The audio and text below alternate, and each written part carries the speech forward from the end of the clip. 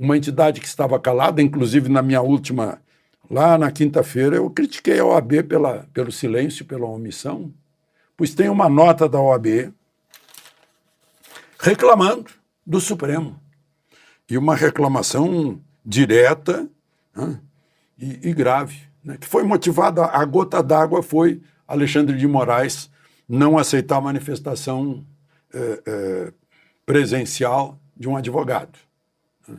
Aquela defesa, sustentação oral, como é chamada. Alexandre de Moraes, na primeira turma, disse: a primeira turma tem pacificado que nos agravos internos não cabe sustentação oral. O regimento interno do Supremo tem força de lei específica prevalecendo sobre a norma geral. Aí a OAB emitiu uma nota, de todo o Conselho da OAB.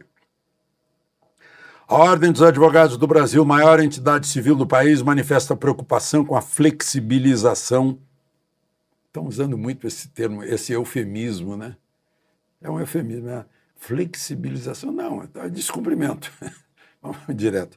Ou supressão, agora sim, do direito constitucional ao contraditório e à ampla defesa pelo Supremo Tribunal Federal por meio do não reconhecimento da prerrogativa da advocacia de proferir sustentações orais de forma presencial durante as sessões nas hipóteses previstas em lei. Protagonista da defesa do Estado Democrático de Direito, a Ordem defende as instituições republicanas e a independência da magistratura e as prerrogativas da advocacia, cujos beneficiários finais são os cidadãos e cidadãs.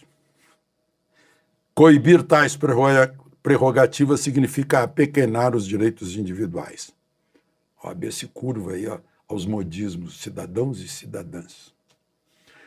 Nossa defesa intransigente do judiciário e do sistema eleitoral, feita para preservar os avanços democráticos, não significa o empoderamento dos tribunais para ignorarem as leis ou colocarem suas normas internas acima da legislação, que é discutida e aprovada pelo Legislativo com a participação dos representantes do povo e sancionada pelo Executivo.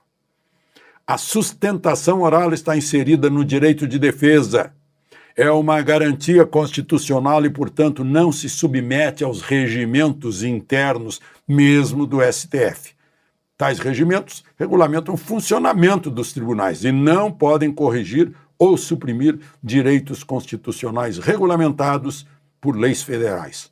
A negativa de proferimento de sustentações orais previstas em lei representa violação da lei processual e da Constituição. E conclui a Ordem dos Advogados do Brasil. A OAB seguirá insistindo, como faz há vários meses, no diálogo com o STF, para que o tribunal cumpra as leis e a Constituição, bem como respeite as prerrogativas da advocacia. Ao ler essa nota, eu estou reconhecendo que a OAB reagiu, chegou a um ponto de não aguentar mais. Mas não é só ela, não. Lá no Senado, outro silente, que estava omisso em tantas questões, também está sentindo a pressão. Rodrigo Pacheco, presidente do Senado, numa entrevista ao Correio Brasilense, disse o seguinte sobre uma proposta de emenda constitucional que lá está para dizer que, olha, decisão de um juiz para derrubar a decisão do Congresso inteiro, peraí, não dá. Palavras dele agora, de Rodrigo Pacheco. Se você olhar o cerne dessa PEC, vai concordar com a proposta. Evita uma decisão monocrática de um único ministro, pleonasmozinho, né?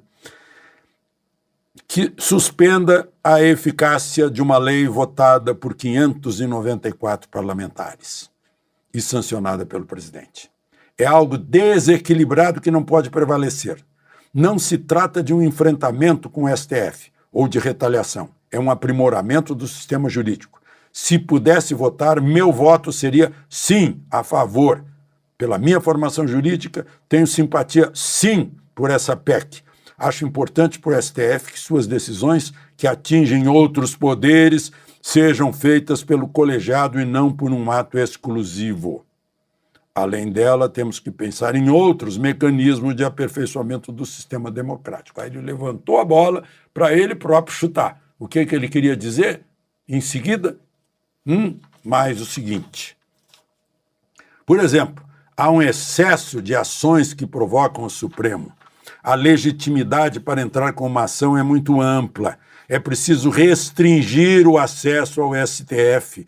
Pensar que uma lei votada pelo Congresso Nacional pode ser questionada por um partido que representa uma maioria de poucos parlamentares? É um absurdo isso, né? O sujeito tem 2 deputados e 1 senador e corre ao Supremo dia e noite. Peraí, perdeu no plenário, perdeu. Não? E que possa fazer um 3º turno no STF de algo eminentemente legislativo é um equívoco. É preciso um filme de acesso à Suprema Corte, uma cláusula de barreira. E o desgaste recai muitas vezes para o Supremo, que foi provocado. Me incomoda muito o STF ser alçado a críticas constantes da sociedade em razão de decisões que toma, por vezes invadindo a competência de outro poder. Essa vulgarização das decisões do STF, a partir de uma compreensão da sociedade, é algo que precisamos corrigir. Não pode decidir tudo. Caso de drogas, aborto, marco temporal, essas são decisões do Congresso. Já critiquei Rodrigo Pacheco e hoje, aplaudo. Parabéns. O nome disso é reação democrática. É democracia. A democracia é assim, independência de poderes, autonomia de poderes. Um não se mete no outro. O Legislativo foi eleito para legislar. O Supremo não foi eleito e está lá como órgão do Judiciário para interpretar a Constituição e as leis. E tem que obedecer às leis. E a Constituição, em primeiro lugar, sendo o guardião de tudo isso, né?